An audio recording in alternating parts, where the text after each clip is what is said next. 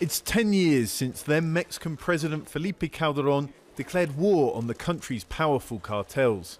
He sent the armed forces and federal police out on the streets. They toppled drug kingpins and hit cartels so hard that many shattered into smaller, ultra-violent gangs. It's been a bloody business with high collateral damage. At least 28,000 people have disappeared. More than 150,000 have been killed. So after 10 years of sacrifice, has Mexico's drug war been a success? We asked Calderón's head of intelligence. It failed precisely because the process of breaking up the cartels, which was always going to lead to them fragmenting into violent gangs, wasn't coupled with the rebuilding of state and municipal police who could then have neutralized these local gangs. Calderón did try to abolish Mexico's notoriously corrupt, ill-trained local police, but ran out of time. And the next president, Enrique Peña Nieto, had other priorities.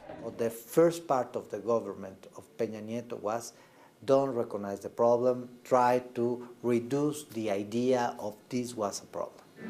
His administration didn't respond to our interview requests. They've tried to keep violence out of the spotlight, but after a 3-year lull, the homicide rate has now climbed back up. Experts say that's partly due to the fact that the smaller gangs left over from cartels don't have the infrastructure for international drug smuggling. Instead, they've turned on the population. Some of them start to do extortion, some of them start to do kidnapping, and another business that become very important in the last few years is human smuggling. Not all the transnational cartels have gone. In particular, the Jalisco New Generation has increased in power. But as the general model of organised crime has changed, so too has the map of hotspots. Ciudad Juárez was the epicenter of the violence, notorious as the world's murder capital. But then things calmed down and life returned to these streets. But even as the government claimed victory, the battle lines were being drawn elsewhere. Now the front lines are in the states of Veracruz, Guerrero, Tamaulipas and Colima.